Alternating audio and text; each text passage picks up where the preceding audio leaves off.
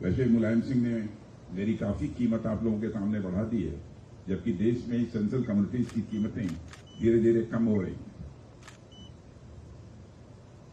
मित्रों, ये हमारे लिए बहुत ही प्रसन्नता का विषय है कि मैं इस कार्यक्रम के माध्यम से एक बार फिर से हमारे जाबाज और बहादुर नेवल वॉरियर्स के बीच यहाँ पर उपस्थित हूँ। भारत की मैरीटाइम सिक्योरिटी में आपका कंट्रीब्यूशन तथा इंडियन ओशन रीजन में आपकी स्ट्रांग प्रेजेंस देशवासियों के लिए हमेशा भरोसे और एक विश्वास का विषय रही है। आपके साथ बिताया गया कोई भी समय साथियों मेरे लिए यादगार का यह लम्हा होता है। मुझे याद है कि पिछले वर्ष भी जून माह में ही अंतर्राष्ट्रीय योग दिवस के अवसर पर मैं हमारी नेवी के ऑफिसर्स और सेलर्स के बीच में था। हालांकि उस समय INS विक्रांत पर थे और आज हम सब INS जलाश्व पर हैं। साथियों, जैसा कि आप सब जानते हैं कि माननीय प्रधानमंत्री श्री नरेंद्र मोदी के नेतृत्व में मुझे एक बार फिर से रक्षा मंत्रालय का दायित्व सौंपा गया है। दिल्ली में बहुत सारे काम होते हैं, जाने कितनी फाइल्स, जाने कितनी मीटिंग्स, इसी तरह के और भी बहुत सारे काम हुआ करते हैं। पर मेरा मन जाने क्यों बार बार आप लोगों के बीच आने का कर रहा था। जाने को तो मैं भारत देश की इतनी विशाल सीमा पर कहीं भी जा सकता था, पर मुझे लग रहा था मानो समुद्र की लहरें मुझे बुला रही हैं और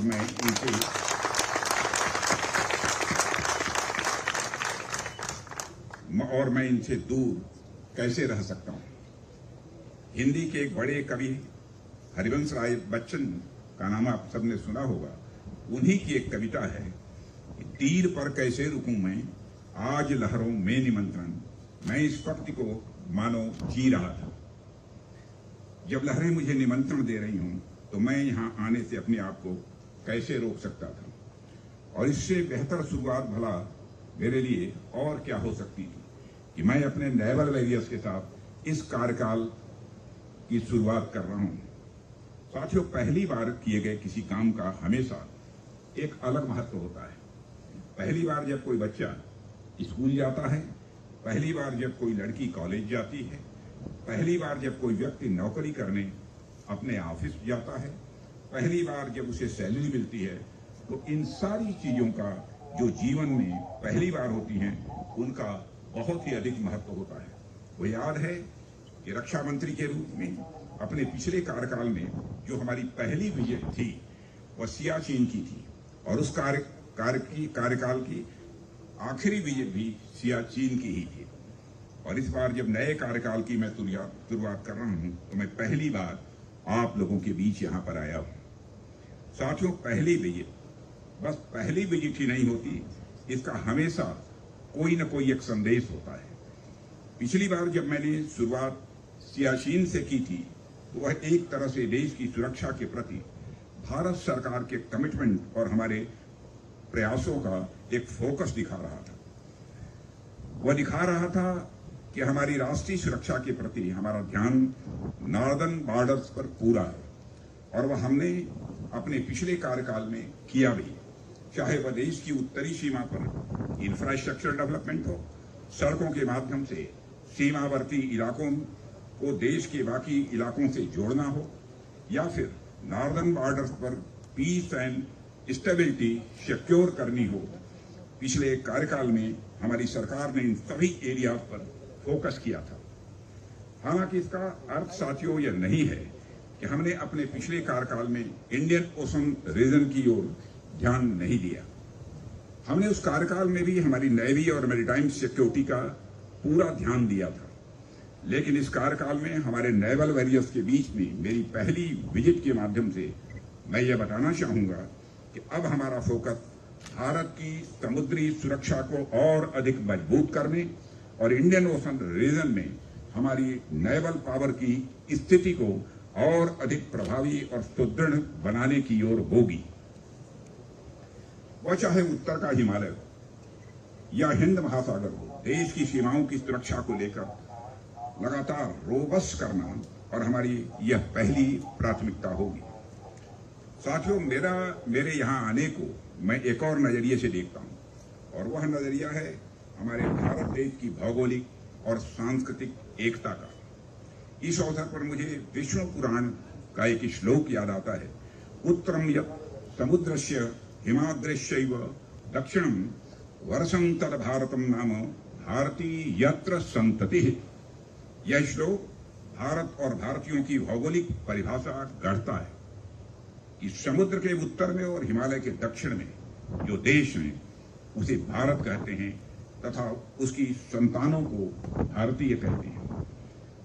अर्थात हम भारतीयों के लिए दोनों ही क्षेत्र उतना ही महत्वपूर्ण है। मां भारती के सिर पर मुकुट के समान शोभायमान महान हिमालय और मां भारती की चरण वंदना करता हुआ हिंद महासागर, ये दोनों ही क्षेत्र हमारे लिए बेहद महत्वपूर्ण है और हम इनकी एकता और अखंडता को और अधिक सुदृढ़ करने की संकल्पना को लेकर अपने इस कार्य काल में भी आगे बढ़ेंगे। साथियों, जब मैं यह कहता हूं कि हमारा ध्यान लैंड बॉर्डर्स और मैरीटाइम सिक्योरिटी दोनों ही तरफ होगा, तो मेरे कहने का अर्थ स्वाभाविक रूप से बहुत ही व्यापक होता है। मैं उस समय सिर्फ भारत की सीमाओं की ही बात नहीं कर रहा होता हूं, बल्कि मैं उस समय समस्त भारत को एक करके देख रहा होता हूं।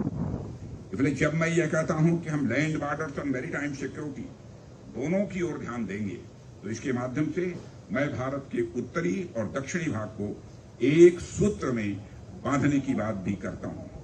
साथियों, भारत भूमि इस मामले में सदैव भाग्यशाली रही है कि इस धरा पर हर युग में ऐसे लोगों ने जन्म लिया है जिन्होंने इस देश की सांस्कृतिक एकता को एक सूत्र में बांधने में कोई कसर नहीं छोड़ी है।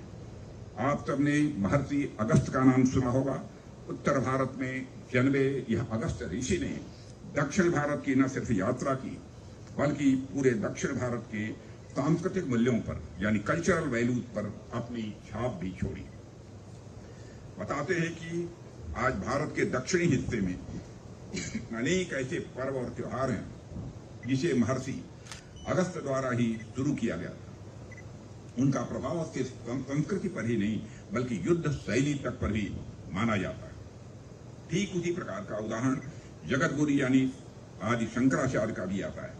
भारत के दक्षिणी हिस्से में केरल के गांव में जन्मे शंकराचार्य न सिर्फ उत्तर भारत की यात्रा की, बल्कि वहां की संस्कृति, वहां की भाषा, वहां के दर्शन और वहां की धार्मिक मान्यताओं को भी उन्होंने प्रभावित किया। ऐसे अनेक उदाहरण साथियों भारतीय इतिहास में भरे पड़े हैं जहां हमारे पूर्वजों ने समस्त भारत को एक सूत्र में पिरोने की भरपूर कोशिश की है। साथियों, भारतीय जनता की प्रतिनिधि के रूप में हमारी सरकार ने भी इस श्रृंखला को और अधिक आगे बढ़ाने का काम किया है। वैसे तो मेरे पास काशी तमिल संगमम, सौराष्ट्र तमिल संगमम जैसे अनेक इसके उदाहरण हैं, लेकिन मैं इनके अलावा भी एक उदाहरण की ओर आपका ध्यान दिलाना चाहूंगा। आप सबको याद होगा कि 2019 में लोकसभा चुनाव के दौरान जब चुनाव प्रचार की समाप्ति हुई थी, तो माननीय प्रधानमंत्री जी ने केदारनाथ में अपनी साधना के लिए कुछ समय व्यतीत किया था, जो भारत के उत्तरी भाग में है। और इस बार जब 2024 में लोकसभा चुनाव के दौरान चुनाव प्रचार की समाप्ति हुई, तो माननीय प्रधानमंत्री जी ने अपनी साधना के लिए भारत के दक्षिण भाग में स्थित विवेकानंद रॉक मेमोरियल को ही चुना। ऊपरी तौर पर देखने में यह दोनों ही कार्य साधारण लग सकते हैं, परंतु उनके मूल में वही बात है कि कैसे हम भारत के उत्तरी और दक्षिणी दोनों ही भागों को एक साथ लेकर चलें। साथियों, उसी क्रम में आज जब मैं आपके बीच INS जलाश्व पर यहाँ उपस्थित हूँ, तो मैं इंडियन ओशन रीजन में भारत की भूमिका और इंडो पैसिफिक रीजन में हमारी प्रेजेंस को लेकर कुछ बातें भी आपसे मैं करना चाहूंगा। साथियों, भारत का नेशनल इंटरेस्ट उसकी मैरीटाइम सिक्योरिटी से बेहद घनिष्ठ रूप से यह जुड़ा हुआ है। हमारी मैरीटाइम सिक्योरिटी की मजबूती हमारे देश की सॉवरेनिटी की मजबूती की यह पक्की गारंटी है। इंडियन नेवी की बढ़ती स्ट्रेंथ हमारी मैरीटाइम बॉर्डर की सिक्योरिटी को यह इंश्योर करती है। मैं हमेशा कहता रहा हूं और आज भी मैं कह रहा हूं कि हमारा नेशनल इंटरेस्ट, हमारा सेल्फ इंटरेस्ट सर्वोपरि है और इसकी सिक्योरिटी के लिए हम हर संभव कदम उठाएंगे। साथियों, सिक्योरिटी के साथ साथ हमारे देश का और भी व्यापक हित इंडियन ओशन रीजन से जुड़ा हुआ है। हम जानते हैं कि हिंद महासागर से बड़े पैमाने पर हमारा ट्रेड होता है, हमारे कमर्शियल इंटरेस्ट इससे जुड़े हुए हैं। इस क्षेत्र में हो रही फिशरीज और माइनिंग से संबंधित एक्टिविटीज में भारत एक बहुत बड़ा स्टेक होल्डर है। इंडियन ओशन रीजन से हमारे वाइडर नेशनल इंटरेस्ट जुड़े हुए हैं। ऐसे में इंडियन नेवी मैरीटाइम बॉर्डर को सिक्योर करने के साथ साथ हमारे वाइडर नेशनल इंटरेस्ट को साधने का भी यह एक माध्यम है। साथियों, यहां मैं एक और बात पर आपका ध्यान आकृष्ट करना चाहूंगा। जब मैं सेल्फ इंटरेस्ट कह रहा हूं तो उससे मेरा मतलब सेल्फिश इंटरेस्ट यानी सेल्फिशनेस से नहीं है। सेल्फ इंटरेस्ट और सेल्फिशनेस में बहुत बड़ा अंतर होता है। सेल्फिशनेस में कोई राष्ट्र जहां दूसरे राष्ट्रों के हितों की कीमत पर भी केवल अपना हित साधने की वह जुगत में रहता है। सेल्फ इंटरेस्ट में वह अपना हित तो देखता ही है, पर वह ब्रॉड और इनलाइटेंड सेल्फ इंटरेस्ट होता है। वह दूसरे देशों के हितों की कीमत पर नहीं, बल्कि दूसरे देशों के हितों के सामंजस्य में निहित होता है। इतिहास गवाह है कि सेल्फिश और नैरो इंटरेस्ट के प्रयासों की परिणति हमेशा यह टकराहट में होती है, तनाव में होती है, युद्ध में होती है। पर इनलाइटेंड सेल्फ इंटरेस्ट के प्रयासों की परिणति सभी राष्ट्रों के शेयर्ड ग्रोथ में होती है, म्यूचुअल रेस्पेक्ट में होती है, हार्मनी में होती है और साथ ही साथ शांति में होती है। साथियों, आज हम न केवल अपने बल्कि हमारे पड़ोसियों की मदद के लिए भी हर तरह से तैयार रहते हैं। रीजन में किसी भी दुर्भाग्यपूर्ण स्थिति में हम फर्स्ट रिस्पॉन्डर के तौर पर भी उभरे हैं। हमारी नौसेना इंडो पैसिफिक रीजन में यही श्योर करती है कि कोई राष्ट्र अपनी ओवरवेलमिंग इकोनॉमिक स्ट्रेंथ या मिलिट्री पावर के दम पर किसी दूसरे राष्ट्र को दबा न सके, उनकी सॉवरेनिटी या स्ट्रेटजिक ऑटोनॉमी को कुचल न सके। हमारे प्रधानमंत्री जी के विजन सागर यानी security and growth for all in the region में भी यही भावना स्पष्ट रूप से दिखाई देती है कि हमारे क्षेत्र के सभी साथी देश सुरक्षित रहें, प्रगति के मार्ग पर वह साथ आगे बढ़े। साथियों, बड़ी मछली छोटी मछली को खा जाए, ऐसा मत्स्य न्याय हमें स्वीकार नहीं है। हम अपने मित्र देशों के साथ काम करते हुए सर्वजन हिताय सर्वजन सुखाय के मार्ग पर आगे बढ़ेंगे। हम हिंद महासागर क्षेत्र को मत्स्य न्याय क्षेत्र में नहीं बनने देंगे।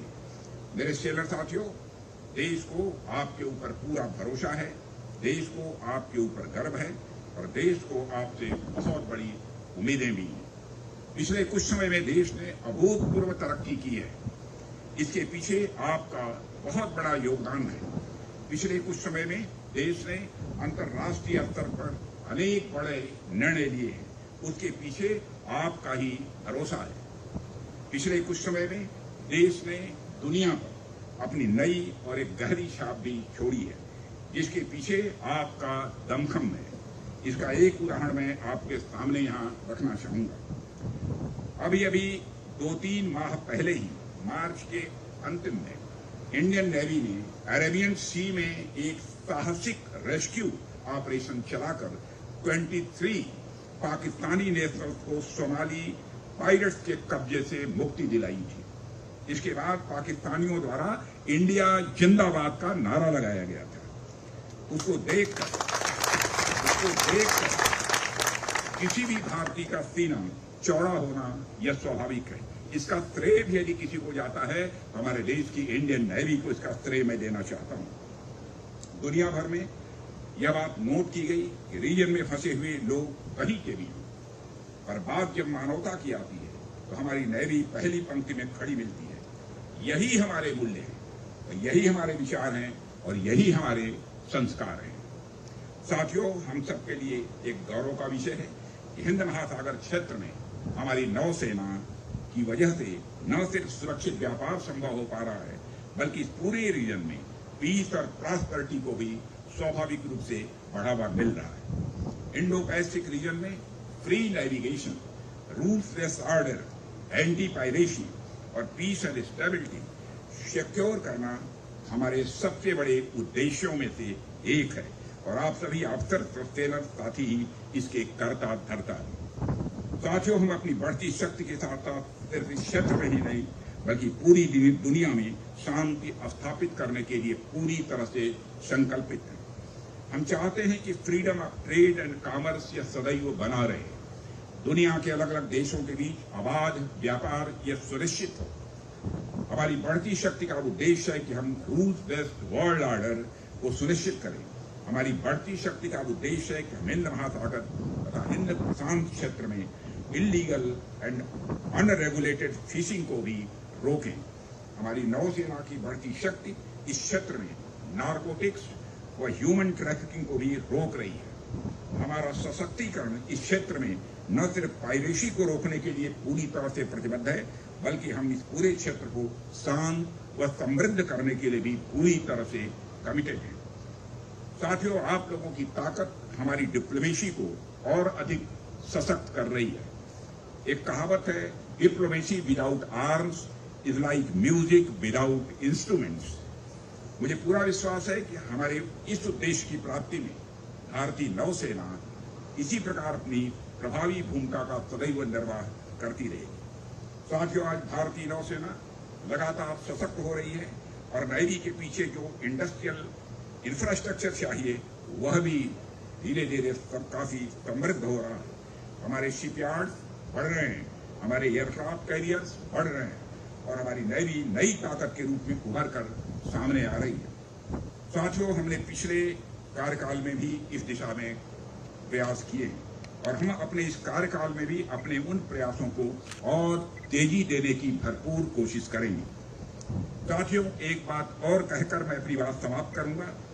इसे मैं अंत में इसलिए कह रहा हूं क्योंकि मेरी नजर में यह सबसे महत्वपूर्ण बात है। साथियों, जैसा कि मैंने अभी कहा कि हमारी नेवी लगातार सशक्त हो रही है, इसमें नित नए सिस्टम्स जुड़ रहे हैं, वेपन्स जुड़ रहे हैं, एयरक्राफ्ट कैरियर्स जुड़ रहे हैं, सबमरीन्स जुड़ रही हैं, पर हमारी नौसेना की पहचान केवल इन वेपन्स, सिस्टम्स और प्लेटफॉर्म्स मात्र से नहीं हो सकती है। ये सभी निसंदेह नेवी के लिए बहुत ही महत्वपूर्ण है, इसमें कहीं दो मत नहीं है। पर हमारी नौसेना की असली पहचान आप सब ऑफिसर्स और सेलर्स हैं जो अपना पूरा जीवन इन लहरों पर बिता देते हैं। इसकी असली पहचान आप सभी मेन एंड वुमेन हैं जो राष्ट्र की सुरक्षा के लिए अपना जीवन दांव पर लगाने के लिए सदैव तत्पर रहते हैं। हमारा नौसैनिक जो चाहे केरल से हो या कश्मीर से, चाहे गुजरात से हो या अरुणाचल से, परंतु राष्ट्र को सर्वोच्च रखते हुए अपना सर्वस्व अर्पण करने के लिए सदैव तत्पर रहते हैं। मैं आप सभी का अपनी तरफ से शीश झुकाकर अभिनंदन करता हूं। साथियों, मैं सरकार की ओर से आपको इस बात का आश्वासन देता हूं कि भारतीय नौसेना की मजबूती के लिए भारत सरकार को जो भी करना पड़े सरकार वह करने के लिए पूरी तरह से तैयार है। आपके साथ भारत के 140 करोड़ नागरिक पूरी मजबूती के साथ खड़े हैं। आप सभी नेवल वॉरियर्स और हम सब मिलकर न सिर्फ इंडो पैसिफिक क्षेत्र में भारत की मजबूती को बढ़ाएंगे बल्कि सामरिक दृष्टिकोण से भारत की ग्रोथ एंड डेवलपमेंट को भी एक नया डायमेंशन देंगे। इसी विश्वास के साथ मैं एक बार आप सभी को फिर से धन्यवाद देता हूं और भारतीय सेना को मैं तथा आप सभी को आपकी भविष्य की योजनाओं के लिए ढेर सारी शुभकामनाएं देते हुए अपना निवेदन यहीं समाप्त करता हूं। आप सबको बहुत बहुत धन्यवाद। एक साथ बोलेंगे, भारत माता की जय, भारत माता की जय, भारत माता की जय। बहुत बहुत धन्यवाद।